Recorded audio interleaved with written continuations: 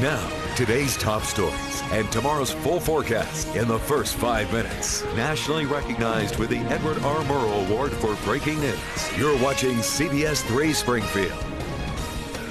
With today's top stories and tomorrow's full forecast in the first 5 minutes. Good evening. I'm Charisse LeClaire. Some parts of western Massachusetts are already seeing a taste of winter with the first snowfall of the season.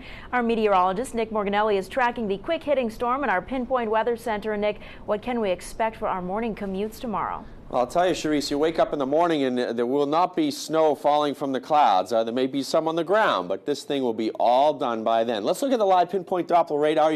Nick, thank you. Well, a Westfield mother is taking her daughter's story of rape public. Monica Stremko's daughter, Anna, alleges she was raped for 2.5 years at the hands of a local swim coach. But Anna's story of alleged sexual abuse is just part of what appears to be a nationwide problem in the world of swimming. I remember once Anna told me it was like cocaine.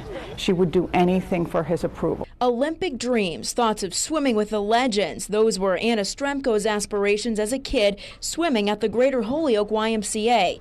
It all came to a halt when she was 13 in 2008. Suddenly, her love of swimming had vanished. By the time Anna was 16, her mom, Monica, says she barely recognized her, completely unaware that her daughter had sustained sexual abuse, allegedly at the hands of her coach, Randall Smith, a well-known Holyoke YMCA staple that had produced champion swimmers and had even spent Thanksgiving with them. I had this bright, outgoing, social, athletic daughter who isolated herself, lost 20 pounds, clung to a boyfriend. I mean, just nothing like the behavior I knew in her.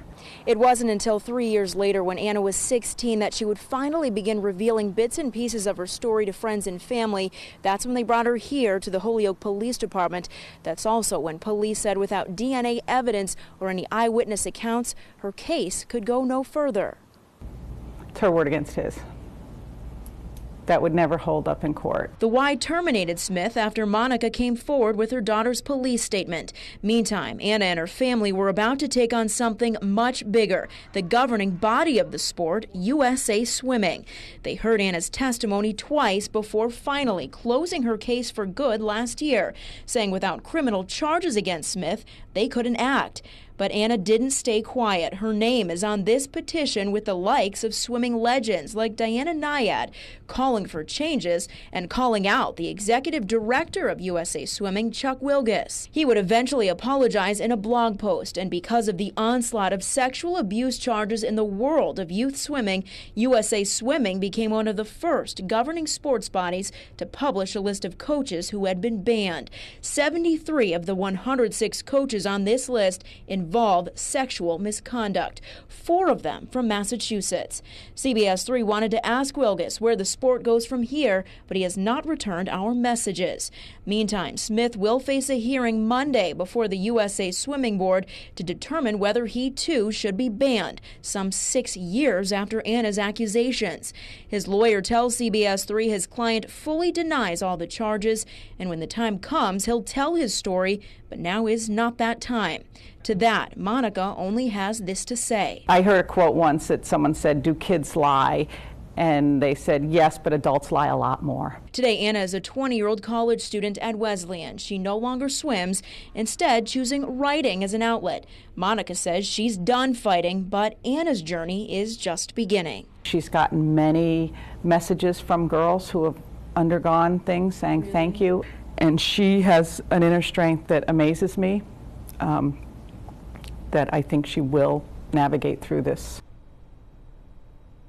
And CBS 3 has also reached out to the Holyoke YMCA for a statement on their commitment to keeping their kids there safe.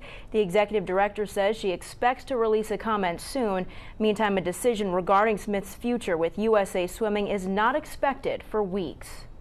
Well, there has been strong reaction to the CBS News Investigate story that found some survivors of sexual assault end up with hefty medical bills.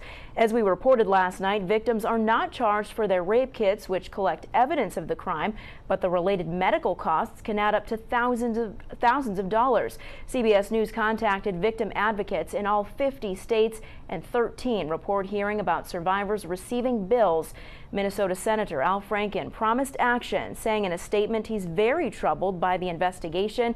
At least 2 other efforts by Franken to address that issue failed to pass Congress. There are new details tonight in the case of Molly Bish, the Warren teenager who was kidnapped and murdered 14 years ago. There have been no arrests made in connection to her death, but now new developments may bring some answers to Molly's family. CBS 3's Tim Callery spoke with her sister Heather tonight. He joins us live now with this story you will only see on CBS 3. Well, Sharice, it was announced today that a previous suspect had died behind bars while serving time for another case. But now it appears that there may be a new person of interest that could be holding that missing piece of the puzzle into what happened to Molly Bish.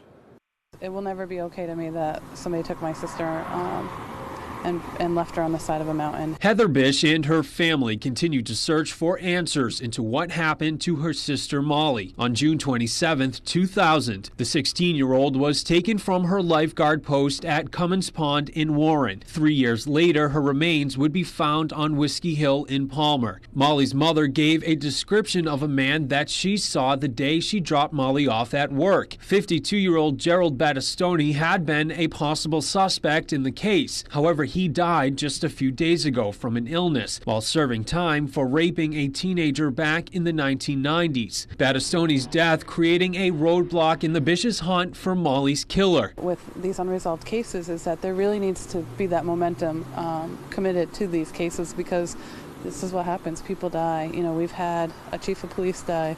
We've had an assistant district attorney, Molly's boyfriend, one of the key witnesses to the white car.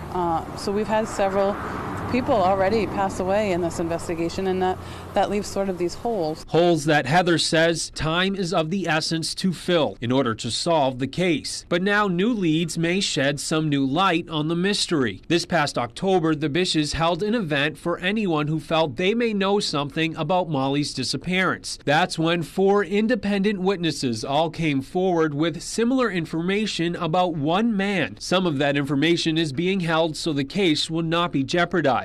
However, those witnesses recall the man visiting an old campground in West Brookfield, just a couple of miles from where Molly was taken. They say he left the same day she disappeared.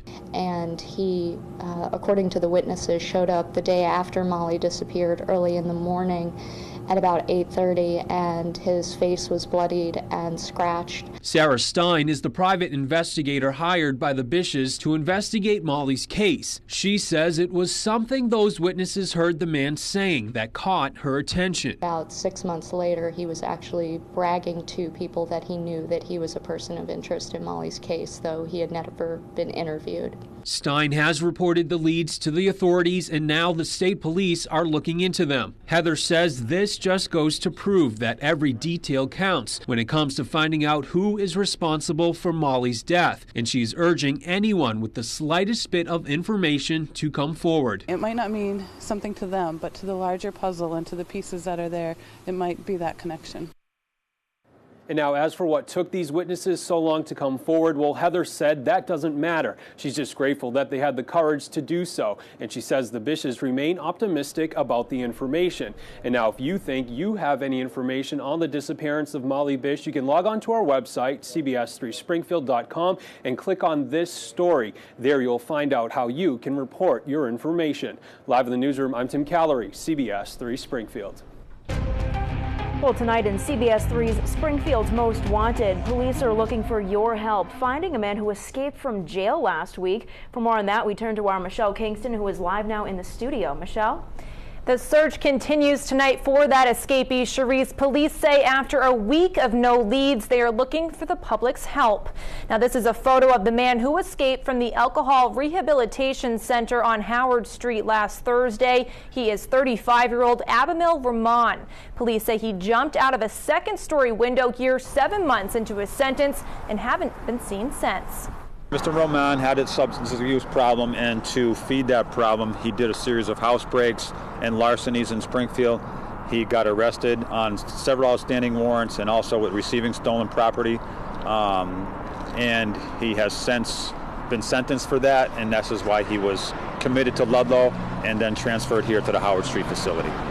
Now, Ramon was serving time for burglary and receiving stolen property. He's described as 5'11" and 179 pounds with black hair and brown eyes. If you know the whereabouts of Abimel Ramon, contact the Springfield Police Department's Detective Bureau at 413-787-6355 or dial 911. Now, Sergeant Delaney tells me Springfield police are assisting Hampden County House of Corrections on this, and that an escape like this is extremely rare. Live in the studio, Michelle Kingston, CBS 3 Springfield. Michelle, thank you. Well, Springfield police have arrested one man in connection with a shooting on Island Pond Road tonight. Arrested was 27-year-old Derek Lopez from Springfield. Springfield Police Sergeant John Delaney says 2 suspects fled that scene by car and parked in East Longmeadow, where they then headed into the woods in the area of Anthony Street. East Longmeadow and Springfield police were searching for the men around 8:30 tonight in this area. A CBS 3 crew on that scene says they were investigating a red Nissan sports car. Police are still searching for a second suspect. There were no injuries, and police say the incident is drug and gang-related. New tonight at 11, Aaron Hernandez's fiance is looking to have prosecutors turn over any text messages that they allege he sent about destruction of evidence in a murder case against him. The filing by Shayanna Jenkins' attorney refers to another text message prosecutors allege contained coding telling her to destroy a video surveillance camera. Jenkins' attorney also wants prosecutors to turn over any messages about removing items from the home that she shared with Hernandez. He's accused of killing semi-professional football player Odin Lloyd in 2013. He has pleaded not guilty. Meantime, Jenkins has pleaded not guilty to perjury charges. Well, congratulations to the winners of several awards handed out tonight at the Holyoke Fire Department. Firefighter Ronald DeRoy won the Arthur J. Pettit Award for making a difference in the department and the community. Jenny McGivern won the Lieutenant Daniel Boyle Award for her courage in the face of adversity. Captain Joseph Ballou, Lieutenant Thomas Paquin, Lieutenant Maria Pelchar, and firefighter Jordan Lemieux were all recipients of the Distinguished Service Award for exemplifying a positive image and a commitment to the department and the community. It's an annual award event that we hold here at the Holyoke Fire Department. It not only honors firefighters, but an individual within the community that has performed community service, courageous acts, dedication to the community. Chief John Pond says they expanded this year's event, inviting family and friends to join in on the celebration. Coming up on CBS 3 Springfield News at 11, the man accused of killing a Pennsylvania state trooper is now facing terrorism charges for what he allegedly told police when he was arrested. Plus, a new report outlines a series of security flaws allowing a White House fence jumper to make his way into the executive mansion. I'm Craig Boswell at the White House. That story coming up. Well, live pinpoint Doppler radar showing the rain going over to snow now, even in lower Pioneer Valley. And look at the back edge of the precipitation. When will that move in? When will the snow exit? I'll give you that information as well as the next 7-day forecast coming up. Now, CBS 3 Springfield Pinpoint Weather. Welcome back. A lot of us seeing first flakes of this autumn season, and I see a little bit of green here left on the map. This is a zoom in here on the live pinpoint Doppler radar. Nick, thank you. Well, a new report is shedding some light into how an intruder made his way past White House guards and got deep inside the executive mansion 2 months ago. CBS's Craig Boswell reports now from the White House. The White House fence Omar Gonzalez jumped last September was about the biggest obstacle between him and the interior rooms of the executive mansion. That's because a series of flaws in White House security allowed Gonzalez to enter the front door and make his way deep inside. A Homeland Security report blames the incident on communication problems, muted alarms, unlocked doors, and inadequate training of Secret Service officers. Investigators found after Gonzalez had jumped the fence, initial security radio reports were muffled, and several officers didn't see Gonzalez because their view was blocked by a construction project and by fading daylight. Another agent didn't hear the alert because he was on his personal cell phone. His backup radio was in his locker. An officer who was stationed outside the north portico doors raised his weapon but did not fire because he did not think Gonzalez was armed or posed a threat. The officer assumed the doors were locked, but by the time he realized they weren't, Gonzalez was inside. The report also found that an emergency response team did not follow Gonzalez inside because they were unfamiliar with the layout of the White House. Gonzalez overpowered the lone female officer inside but was eventually subdued. The Department of Homeland Security says based on the initial findings in this report, it has implemented or is implementing changes to improve training, equipment, staffing, and communication systems. Craig Boswell, CBS News, the White House. Suspected cop killer Eric Freen was charged with 2 terrorism-related charges today in relation to comments he allegedly made following his arrest. According to his lawyer, Freen allegedly told police at the time of his arrest that he had a, quote, desire to change government. The 31-year-old survivalist and military buff was captured last month at an abandoned Pennsylvania airport after a 7-week manhunt. Freen allegedly carried out an ambush-style shooting that left 1 state trooper dead and another injured. Freen is also facing several other charges, including first-degree murder. Tensions are running high in Ferguson, Missouri, as residents wait for the grand jury's decision over whether to indict Officer Darren Wilson for the shooting death of Michael Brown. The shooting sparked weeks of violent protest in the city. Brown family attorney Anthony Gray is asking for calm if Officer Wilson is not indicted. Gray says that violence and looting are not the answers to see that questions are answered in the case. It severely diminishes the opportunity for healing and positive dialogue going forward. In sum, the Brown family sends a passionate plea this morning to law enforcement and to those that support justice for Mike Brown Jr. to allow cooler heads to prevail in times of adversity. The grand jury decision is expected at any time. Jurors could decide not to charge Wilson, or they could charge him with murder. In Missouri, 9 of the 12 people on the grand jury must vote yes in order to indict someone on a charge. Still to come on CBS 3 Springfield News at 11, the parents of one of the sailors that was attacked during a stop in Turkey are now speaking out. And Secretary of Defense Chuck Hagel testifies before lawmakers on the U.S.-led coalition against ISIS. What he has to say about possible U.S. boots on the ground serving in a combat role.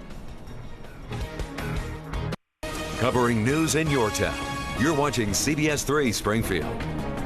Well, a North Carolina man was among 3 U.S. Navy sailors attacked during a stop in Istanbul, Turkey on Wednesday. The incident was all captured on video. Family members have identified him as 25-year-old Mark Anthony Craddock Jr. He and the others were not harmed. CNN's Chad Tucker spoke with his parents. He called, he said, hey, Dad, just want to let you know something happened here in Turkey, but I'm okay. It was a call of assurance Wednesday morning that Mark and Dee Craddock received from their firstborn, Mark Jr., a call before the video, now seen around the world, got to them first. When you saw that bagged over his head, that was a... Very sick feeling. The video shows their son being taunted, called names, and a bag put over his head before getting away. The flesh reaction is fear and anger, but then the peace of God just comes in and gives you peace about it, you know. Their faith and that peace is what's been their strength today and ever since their son first joined the Navy nearly 4 years ago. I was very proud of my son and the other sailors that were there for not wanting to fight back. Obviously, they did what they've been trained to do and defuse the situation and get away as quickly as they could. The couple says their son was on a day pass, just some downtime to grab something to eat when the attack happened. It would be easy to hate these guys that did this or whatever, but you know, we feel for them, we love them, we'd love to see their hearts turn right. His parents say they pray for their son every day and are getting calls from all over, calls of support and prayer for a son that's giving heart is why he serves. He's my hero, man. I tell him that all the time. You know, for him to put his life on hold and dedicate this part of his life to ensure our freedom, you know, it's something to be proud of. It really is. That was Chad Tucker reporting. Well, General Martin Dempsey and Defense Secretary Chuck Hagel testified today at a House Armed Services Committee hearing. Lawmakers want to hear about U.S. strategies for combating ISIS in Iraq and Syria. The hearing comes on the same day an audio message was posted on an ISIS social media account criticizing the U.S. efforts. The voice, claiming to be ISIS leader Abu Bakr al-Baghdadi, says the U.S.-led coalition to destroy ISIS is, quote, terrified, weak, and powerless. At today's hearing, Dempsey said the campaign against ISIS is constantly changing, while Hagel reaffirmed no U.S. troops will participate in a combat role. These additional troops and facilities will help strengthen and reconstitute Iraqi forces, expanding the geography of our mission, but not the mission itself. U.S. military personnel will not be engaged in a ground combat mission. The terror network also released a video that reportedly shows a tunnel system built to help avoid U.S. airstrikes. A government official tells CNN a surgeon who's a Sierra Leone national and a legal permanent resident of the U.S. has Ebola. The surgeon will be transported from Sierra Leone to the University of Nebraska Medical Center and will arrive sometime this weekend. It's unknown if he was working in an Ebola treatment unit or some other type of hospital. He's not affiliated with any particular organization. The Omaha hospital has already treated 2 American Ebola patients. Dr. Rick Sacro was treated and released in September, and Ashoka Mukpo, a freelance cameraman who worked for NBC, was treated there and released in October. Connect with CBS 3 on social media. Like us on Facebook and follow us on Twitter. You can find us at CBS 3 Springfield. Now here's a look at what's coming up tomorrow on CBS This Morning. I'm Charlie Rose. Tomorrow, the Navy SEAL who says he killed Osama bin Laden, his mission and his controversial decision to come forward. That's tomorrow on CBS This Morning. Covering news in your town. You're watching CBS 3 Springfield. Well, it's here. The dreaded snow is here. It's out there. She hasn't seen it yet. I don't want to see it. The first flakes of the season. I saw a little bit of weird moisture when I was out earlier tonight. Yeah, maybe a slushy flake. Right before Sometimes the you get the half-melted snowflake, Charisse, and you get a little slush on your windshield. Well, there you go. Live pinpoint Doppler radar showing the light and even some moderate snow off to the west. But there is a back edge to that is approaching the Hudson Valley of New York. And we're looking at a sunny, cold day tomorrow and Saturday. All right, sunny and cold. Thanks, Nick. All right. Thanks for watching CBS 3 Springfield News at 11. We'll see you tomorrow, first at 4. Have a great night.